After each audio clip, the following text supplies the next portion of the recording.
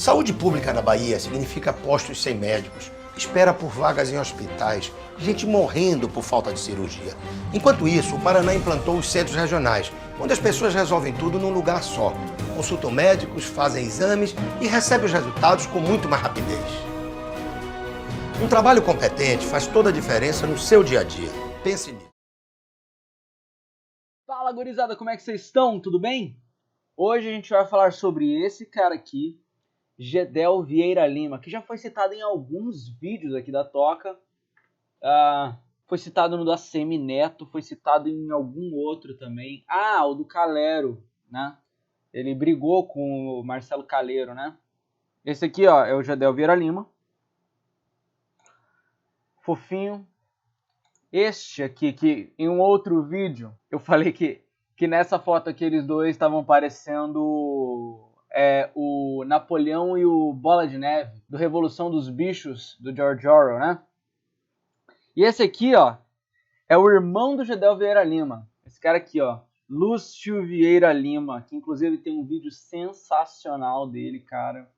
Não vou mostrar aqui. Ele com esse cara aqui, ó, Silvio Costa.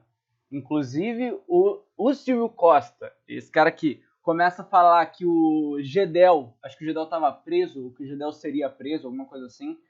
E aí, o Lúcio Costa pega e já despiroca pra caralho, começa a falar que o filho do Silvio Costa, que o Silvio Costa filho, esse cara aqui, ó, é filho desse cara aqui, também tava preso ou tava pra ser preso. Aí virou uma coisa do tipo, quem que é o mais filho da puta, quem que é o mais podre, tá ligado? Muito bom, parabéns pros dois deputados aí, fizeram esse serviço de nos agradar aí, de animar a Câmara dos Deputados. Procura esse vídeo aí, Lúcio Vieira Lima e Silvio Costa.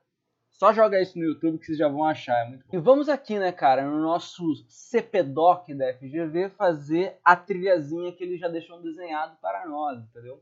Se você quiser ver alguma personalidade política pelo CPDoc, é só digitar o nome do cara e deixar do lado CPDoc. Então, Gedel Vieira Lima, CPDoc.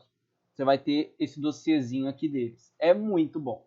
Tá, então a gente já começa vendo aqui que o Gedel nasceu em Salvador, na Bahia. E ele é filho desse cara aqui, ó, Afrísio de Souza Vieira Lima. Este senhorzinho aqui, ó.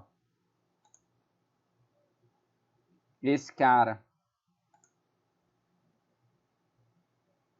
Esse cara aqui. Inclusive, se você jogar Gedel Vieira Lima e Afrísio Vieira Lima, no YouTube também vocês vão achar um vídeo do Gedel entrevistando o próprio pai. Pai dele que morreu aí recentemente, aparentemente, né? E a Marluce Quadros Vieira Lima. Beleza. E o seu Afrísio foi vereador por Itaquara, lá na Bahia. Foi deputado estadual, foi deputado federal e inclusive secretário de Segurança Pública na Bahia na gestão desse Nilo Coelho. Vamos ver a cara do Nilo Coelho aí rapidinho. Este é Nilo Coelho. Esse é Nilo Coelho. Pior que ele parece um pouquinho um coelho mesmo. Tá aí então, Nilo Coelho. E já antes de eu continuar aqui, já dá o like no vídeo, cara. Já dá o like para ajudar aqui na divulgação. Porque a gente precisa crescer e todo mundo sabe que tamanho é sim documento. Ele estudou administração de empresas na UNB, concluindo 3 anos depois. Cara, é muito engraçado, eu não sei, esses caras aí da política, vira e mexe, eles têm umas coisas na formação deles meio esquisitas.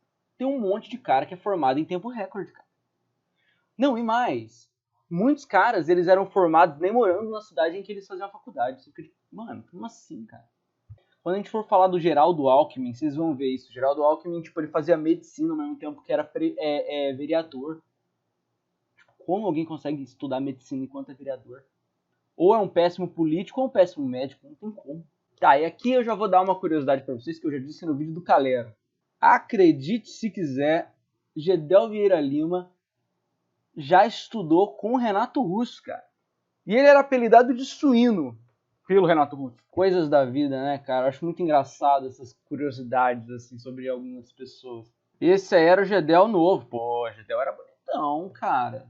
Isso ninguém pode tirar dele, ele era bonitão, ó.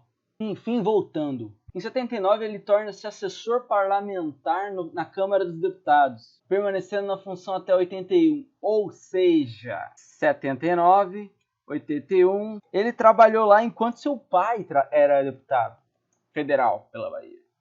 Engraçado isso, né? Engraçado. Talvez ele começou a estudar na UNB porque o pai dele estava trabalhando na Bahia.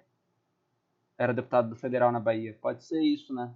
Faz sentido imaginar isso. Tá bom. Daí ele para de ser assistente parlamentar e é nomeado diretor do Banco do Estado da Bahia, a Baneb, exercendo o cargo até 84.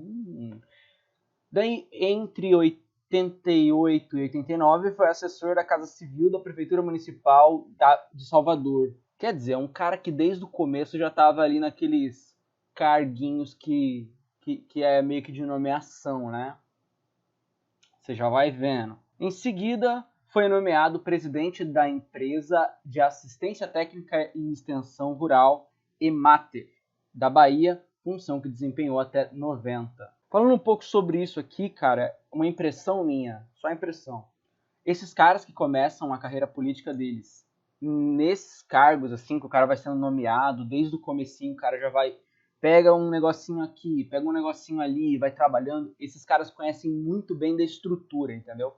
Porque, porra, o cara ficou aí, ó, de 79 a 90, basicamente, né? Porra, trabalhando nas entranhas do negócio. Então ele sabe tudo, sabe? Quando esse cara entra na política, ele já tá com a cabeça diferente de um cara que tava trabalhando, por exemplo, num setor privado, que não tem muita relação com política, sacou? E eu sei o que você pode estar pensando. Às vezes você tá pensando, tipo, é por isso que o cara é o filho de uma puta.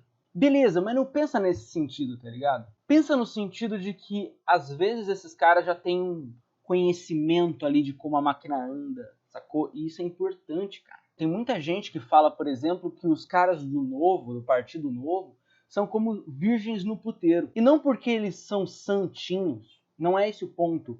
De que o cara do Novo não consegue fazer política porque ele é do bem, enquanto os outros todos são do mal.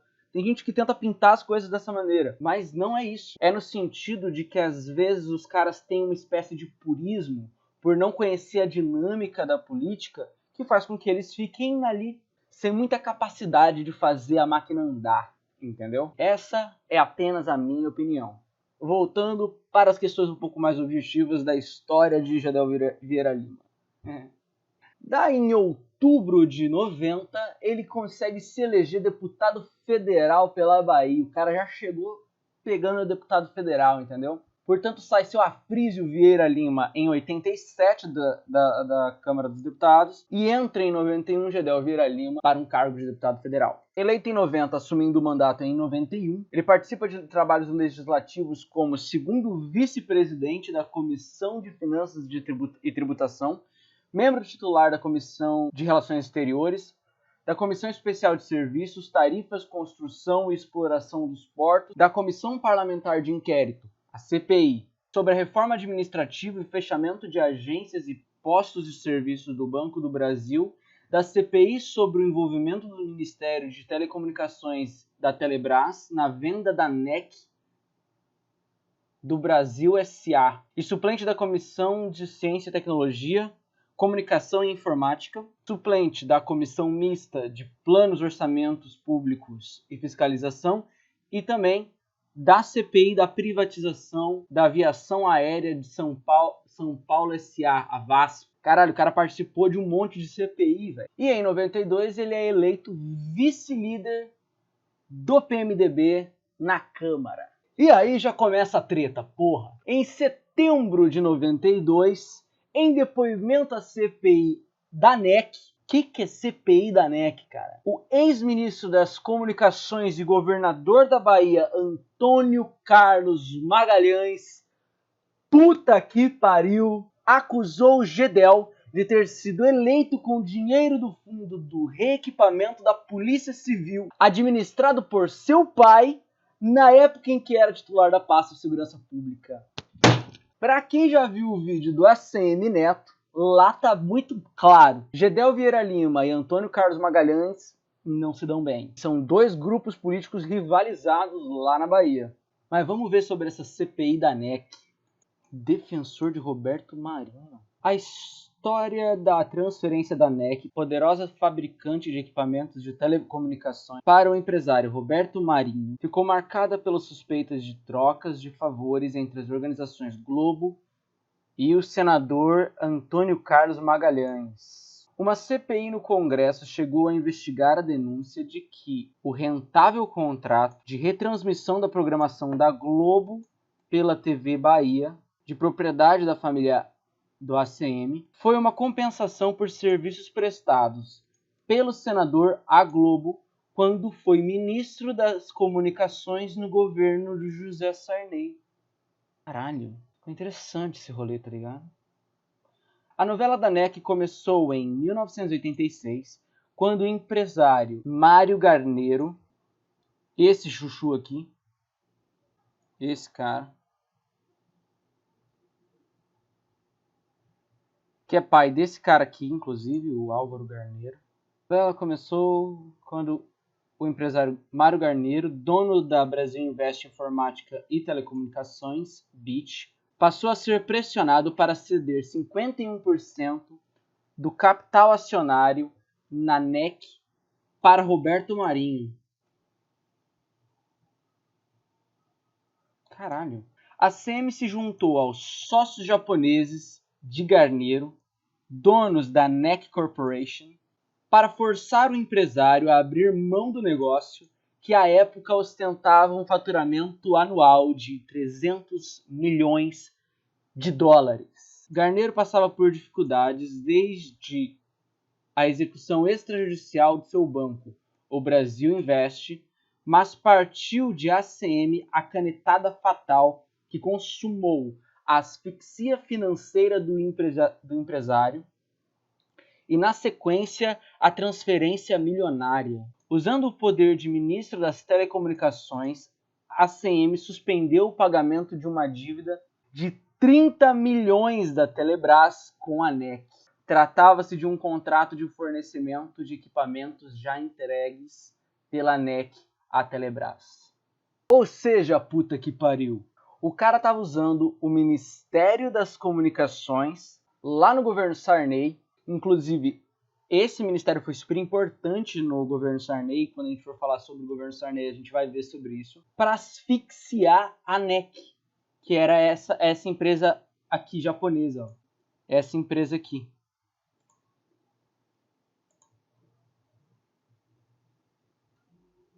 Maluco, que doideira essa história. Coincidentemente, a partir de janeiro de 87, a TV Bahia, inaugurada como afiliada da Manchete, passou a exercer precioso direito de botar no ar a programação da Globo. Não dá para negar que há uma coincidência nisso. No relatório preliminar da CPI da NEC, o então deputado Luiz Carlos Santos, na época do PMDB, esse cara aqui, ó, cara de gente boa, hein? Ó. Cara bom, tranquilo. Concluiu que a CM ultrapassara os limites de sua autoridade, puta que pariu, os limites da lei e os termos contratuais ao suspender os pagamentos. Uma conclusão aí, né? No mínimo esperada. A CM atuou como principal defensor de Roberto Marinho na CPI e depois de muito esforço político, a bancada do PFL, capitaneada por seu filho Luiz Eduardo Magalhães, este cara aqui, que a gente já falou também no vídeo do ACM Neto, conseguiu excluir do relatório os trechos em que o envolvimento de ACM no caso era citado.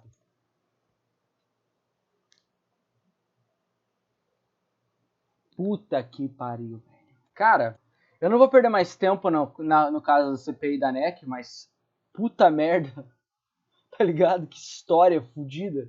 Mas vamos voltar aqui agora pro Gedel Vieira Lima. Mas eu acho que finalmente deu pra dar um gostinho de quem é a CM. Que eu toda hora falo pra vocês, esse cara é foda, esse cara é poderoso, esse cara é picudo, esse cara é papapá, esse cara é pipipi. Mas agora eu dei um dado concreto de quem é a CM. Porra! Então, retornando para o Gedel, né?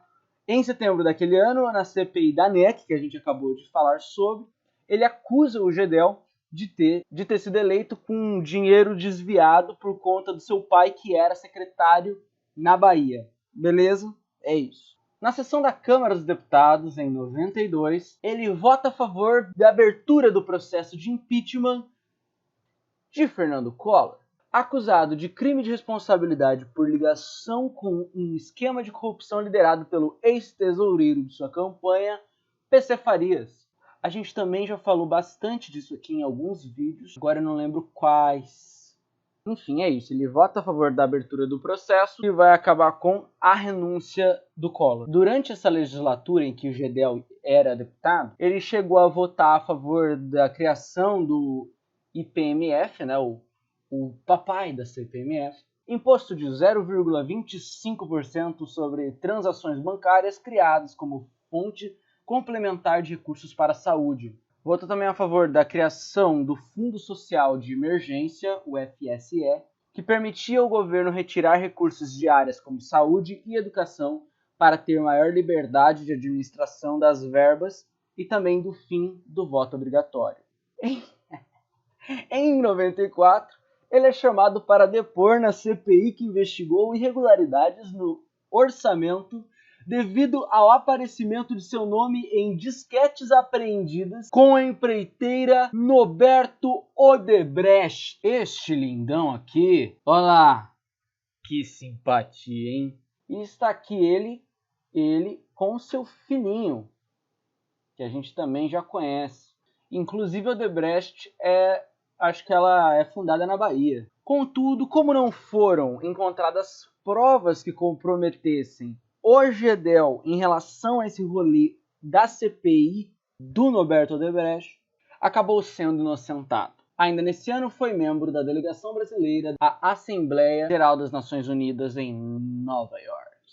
No pleito de outubro de 94, foi reeleito deputado federal pela Bahia na legenda do PMDB. Ele participa de trabalhos legislativos como titular das comissões de Finanças e Tributação, de Ciência e Tecnologia, Comunicação e Informática e novamente de uma CPI, cara. Esse cara gosta de uma CPI, velho. A CPI das entidades de previdência privada. E também é reeleito o primeiro vice-líder do PMDB, representando a ala contrária à liderança do ex-governador de São Paulo, Orestes Quercia, em março de 95. Ai, quando eu nasci. Ele é escolhido como relator para fazer a PEC, que acabava com o monopólio estatal das telecomunicações. Em abril de 95, quando Lucas Mato Grosso estava aprendendo a cagar sozinho, apresentou um parecer favorável à quebra do monopólio estatal, mas junto a isso, colocou aí alguns adendos de regulamentação por lei ordinária de um novo modelo de exploração dos serviços do regime de concessão e da criação de um órgão regulador das políticas do setor a fim de preservar o sistema Telebrás. Esse parecer foi aprovado por 22 votos com 8 contra. Isso tudo aqui a gente está falando de governo do FHC, né, gente? Sempre lembrando. 95 já é FHC. E o governo do FHC tinha algumas medidas de tentar desestatizar algumas coisas. E é basicamente sobre isso que a gente está falando, sobre essa questão de quebra do monopólio das telecomunicações, né? Sobre tudo isso. E em outras emendas que o FHC tentou passar, o Gedel votou a favor da quebra do monopólio dos estados na distribuição do gás canalizado, da abertura da navegação de cabotagem, as embarcações estrangeiras. Da hora. Navegação de cabotagem é aquela navegação que se faz pela costa. Tá ligado? Você pensa aqui, ó, o Brasil é isso aqui, né? Você vai fazendo assim, ó. Sacou? Que vai andando pela costa. É tipo um meio de transporte utilizado. Então ele votou que isso poderia ser feito também por embarcações estrangeiras. Também votou pela mudança do conceito de empresa nacional e pela quebra do monopólio da Petrobras na exploração do petróleo. Daí ele é eleito como primeiro vice-líder do bloco formado na Câmara pelo PMDB, pelo PSD e pelo PSL. Aí esse aqui é o PSD, a gente já falou dele algumas vezes aqui. E este aqui é o PSL, tá ligado? O PSL, partido do Luciano Bivar, esse maluco aqui, ó. Voltando, Em março de 96, durante a votação do projeto de emenda à Constituição da Previdência, lembra que o FHC tentou passar um projeto de emenda à Previdência? Gedel foi acusado de agressão à honra da deputada Ana Júlia, do PT do Pará, e de defender o estupro, o que motivou o pedido de abertura do processo disciplinar contra ele pelo PT.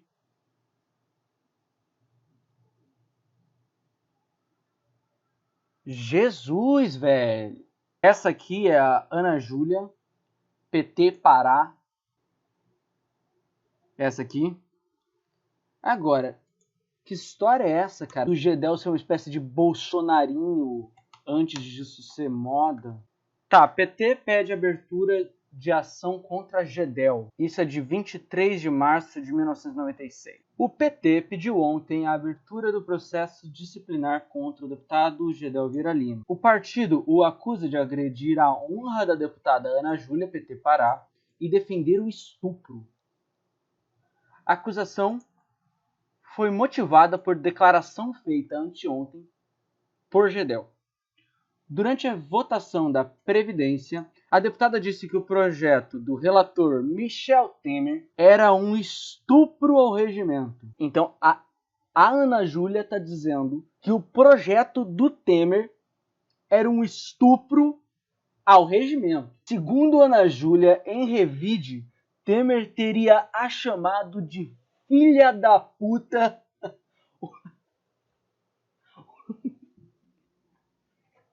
o que o deputado nega. Cara, é difícil de imaginar o Temer chamando alguém de filho da puta, cara. Sem uma mesóclise, sem um, né? Ele ia fazer alguma coisa um pouco mais rebuscada que um filho de uma puta só. Mas ok. Mais tarde, durante o almoço de comemoração pelos governistas pela aprovação do projeto, Gedel afirmou: espero que o estupro não seja contra ela, a deputada, o que deixaria o líder, Michel Temer, com fama de mau gosto. Caralho. Na abertura do processo, o PT argumenta que Gedel fez apologia ao crime, qualificando o estupro de bom gosto se a vítima for do agrado do estuprador e de mau gosto se a vítima não preencher os requisitos do algoz. Gedel confirmou ontem sua declaração. Minha declaração foi feita no sentido de desviar o assunto, uma forma de ironia, afirmou. Ele disse que o PT pretende, com o pedido, justificar o fracasso da oposição na votação da reforma. Caralho, velho, que treta, mano. Voltando. Então, beleza, teve essa acusação de agressão à honra da deputada Ana Júlia, do PT Pará. E aí ficou correndo essa parada aí na comissão de ética. Em agosto de 96, o presidente do PMDB, Paz de Andrade, anunciou a criação de uma frente anti-reeleição. Caralho. O que desencadeou por parte do governo uma série de iniciativas de enfraquecer a base do grupo de Paz de Andrade e conseguir aprovar a emenda. Lembrando, o FHC queria que houvesse reeleição. Essa belezura aqui é o Paz de Andrade, tá? Caralho, velho, o Paz de Andrade é sogro do Eunício de Oliveira. É isso mesmo, país? Eunício de Oliveira, esse cara aqui, que foi presidente do Senado antes do Davi Alcolumbre. Voltando. Então o Paz de Andrade estava querendo barrar a reeleição. E o governo contra-atacou, tentando enfraquecer essa frente. E como o governo resolveu fazer o enfraquecimento dessa frente anti-reeleição? Tentou chegar mais próximo daqueles PMDBistas que estavam um pouco mais alinhados com o governo. Lembrando que o Paz de Andrade era presidente do PMDB. Fernando Henrique Cardoso lança a mão de Sérgio Mota, ministro das Comunicações. Esse cara aqui é Sérgio Mota. E de Luiz Eduardo Magalhães, presidente da Câmara dos Deputados. E filho do ACM, sempre lembrando. Para que se encontrem com Gedel Vieira Lima e Moreira Franco. Para que esses 4 caras conseguissem fazer com que a emenda para que houvesse reeleição passasse. Mas por que o Gedel Vieira Lima foi escolhido pelo governo para conseguir andar com essa pasta?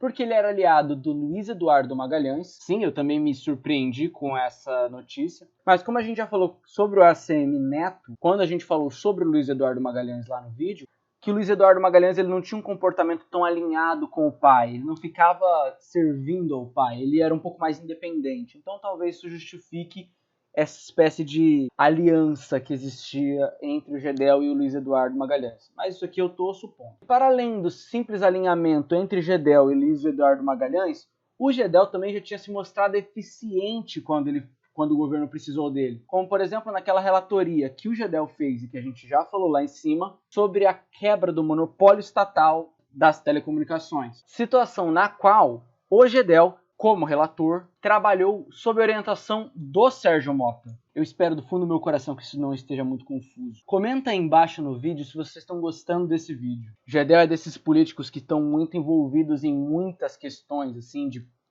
relatoria de PEC, presidindo não sei o que, papapá. Sabe esse tipo de político que a história dos caras é... O cara tá sempre no meio de um monte de pontos de tensão e aí acaba ficando um pouco mais difícil de ler, né? Espero que eu esteja conseguindo passar pra vocês. Comenta aí embaixo e fala se eu tô conseguindo. Setembro de 96, então, Gedel e os deputados Moreira Franco e Aloysio Nunes. Este aqui é Moreira Franco. Este é Moreira Franco. Ele foi inclusive governador do Rio de Janeiro, foi ministro aqui, ó, do Temer.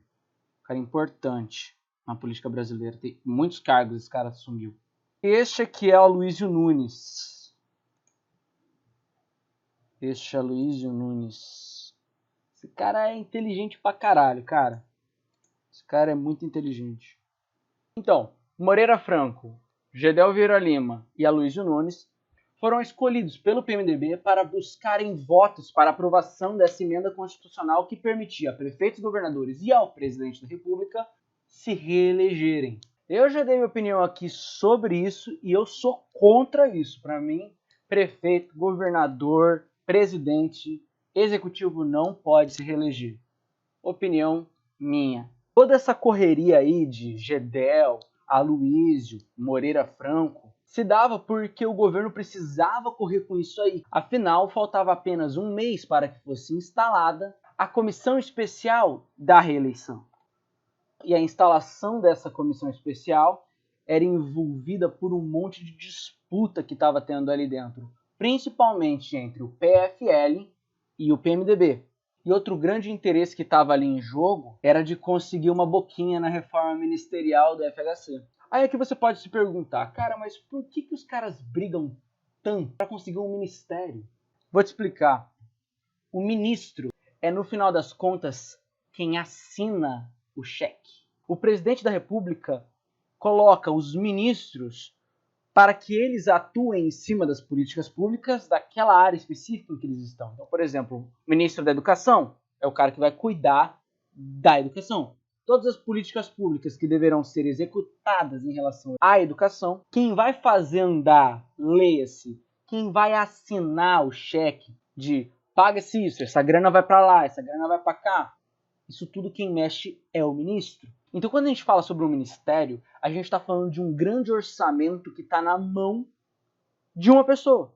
Ou seja, a gente está falando de um cara que tem em uma caneta muito poder na sua mão. E quando a gente está falando sobre poder, a gente tanto está falando sobre um substantivo, quanto a gente está falando de um verbo. E quem assina isso tudo é o cara que pode fazer uma política ou outra. Sempre, obviamente, em coordenação com o presidente da República, que por sua vez pode simplesmente arrancar o cara ali do ministério a qualquer momento, sem nenhuma justificativa. Entenderam mais ou menos como isso funciona? Beleza, vamos lá. Voltando então para essa questão da aprovação da emenda da reeleição. Gedel declarou a respeito da emenda da reeleição que o PMDB não queria aprová-la sem definir o papel do partido no governo em sua fase final e na coligação que se formara para reeleger o presidente. Caralho, sacou? Tipo, o Gedel ficou assim, você tá querendo o nosso apoio? Beleza, mano. A gente apoia sim. Apoia mesmo? Apoia mesmo? Claro, porra. A gente só precisa definir, né? Como é que a gente vai ficar depois disso e tal. Então, basicamente, o que o Gedel estava fazendo era assim. É claro que a gente apoia o senhor presidente. Mas primeiro a gente tem que saber como é que o PMDB vai ficar com essa situação toda? Onde é que a gente vai ficar? A gente vai ficar com destaque? A gente vai ficar legal aí no meio disso tudo? Exatamente para pressionar o FHC a conseguir esse apoio. E o que o Gedel estava querendo dizer com isso tudo? O PMDB queria que nesse novo acordo entre PMDB e FHC, o PMDB garantisse a presidência da Câmara e a presidência do Senado, já que o PSDB tinha o presidente da República, o FHC, e o PFL tinha o vice-presidente da República, o Marco Maciel. Esse cara aqui é o Marco Maciel. Cara, que sujeito estranho, né? Ele é muito feio, velho. Parece uma salsicha humana. Ele era altão, ó. Olha como ele era alto. Cara, inclusive, algumas curiosidades sobre o Marco Maciel, que eu fui ver aqui, eu pensei que ele tinha morrido já, ele não morreu.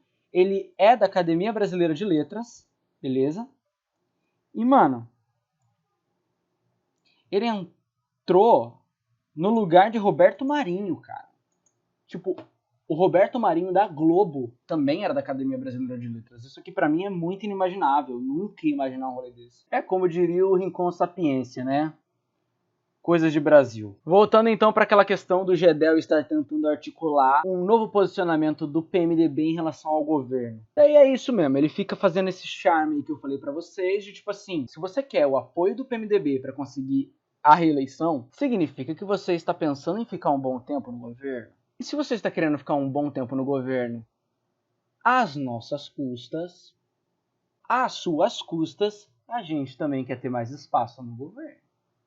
E em 97, então, Gedel Vieira Lima vota a favor da emenda à reeleição do presidente da República, governadores e prefeitos. E ainda em fevereiro, o Gedel é eleito líder do PMDB na Câmara, derrotando José Luiz Clerot. Mas não era para ele disputar só contra o José Luiz Clerot. O deputado, também PMDB Bahia, João Almeida, desistiu dessa disputa para a liderança do PMDB minutos antes da reunião de bancada, denunciando que o governo e Michel Temer, que então era presidente da Câmara, estavam trabalhando por Gedel Vieira Lima. Vamos ver a cara do José Luiz Clerot e do João Almeida. Este aqui é José Luiz Clerot, que parece muito, cara, o Charles McGill, tá ligado? Aqui, ó, do Better Call Saul. Cara, minhas comparações são sempre tão ruins assim, né? Que merda, eu sou péssimo. Tem nada a ver um com o outro. Não, parece um pouco. Parece um pouco.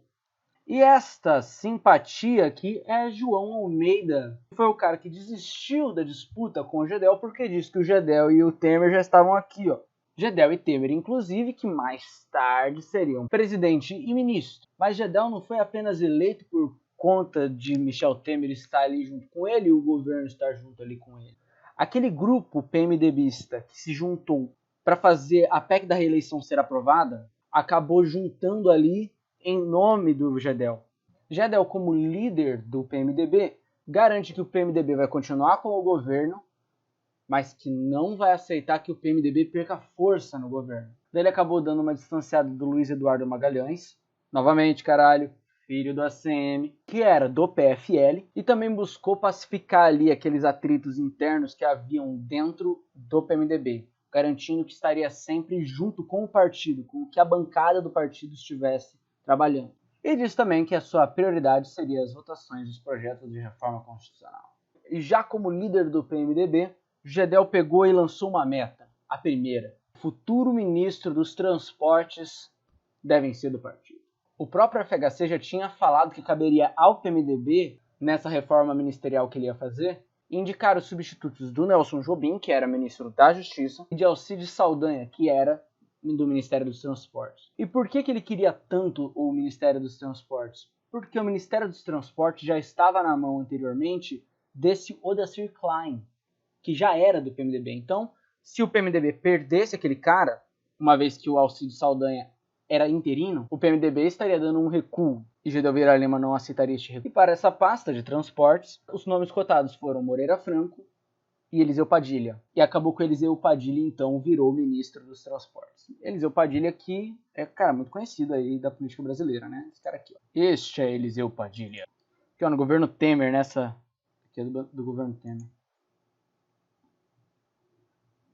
Daí, em abril, o governo FHC sofre uma derrota. Não consegue aprovar os destaques na reforma administrativa, o que fez com que alguns líderes governistas trocassem acusações uns para os outros. O ministro de Articulação Política, Luiz Carlos Santos, disse que o fracasso era responsabilidade de Michel Temer, sempre lembrando, então, presidente da Câmara dos Deputados. Enquanto essa troca de acusações acontecia lá no PMDB, no PFL, os seus líderes entendiam que a responsabilidade era tanto do Michel Temer quanto do Luiz Carlos Santos, ambos PMDBistas, e acabaram apontando que a derrota do governo havia se dado por conta dos esforços que o PMDB estava empenhando para conseguir novos ministérios. Então, que essa articulação do PMDB para conseguir novos ministérios atrapalhou o governo em conseguir passar alguns destaques na reforma. Gedel defendeu o Temer e disse que não tinha nada a ver uma coisa com a outra, que a reforma não passou porque não passou mesmo e que o Temer não tinha nada a ver com aquilo nada. Ainda em abril de 97, Gedel precisou sair novamente em defesa de Michel Temer, que estava sendo criticado pelo presidente do PMDB, Paz de Andrade, por ter pressionado novamente o governo para conseguir mais um ministério para o partido. Em sua defesa ao Temer, Gedel pegou e criticou o Paz de Andrade, falando: mané, você está fazendo uma oposição sistemática ao governo do FHC. Tu não quer saber de nada, você só quer criticar, vai tomar no meio. Enquanto você está aí fazendo oposição ao governo, a maior parte do partido do PMDB apoia o governo. E bom, eu vou parar esse vídeo por aqui, que ele já tá ficando longo pra cacete. E aí você já vai fazer o seguinte aqui pra mim. Me fala nos comentários se esse vídeo ficou mais difícil de ser entendido. Comenta aqui embaixo, vai ser muito importante pra mim, de verdade. Curte o vídeo, compartilha, se inscreve nesse canal. Segue a gente lá no Instagram, no @toca.cg. Você vai ficar por dentro de sempre quando a gente tiver notícias sobre o canal, sobre o projeto da Toca. Beleza, pessoal? Muito obrigado, fiquem em paz e transem.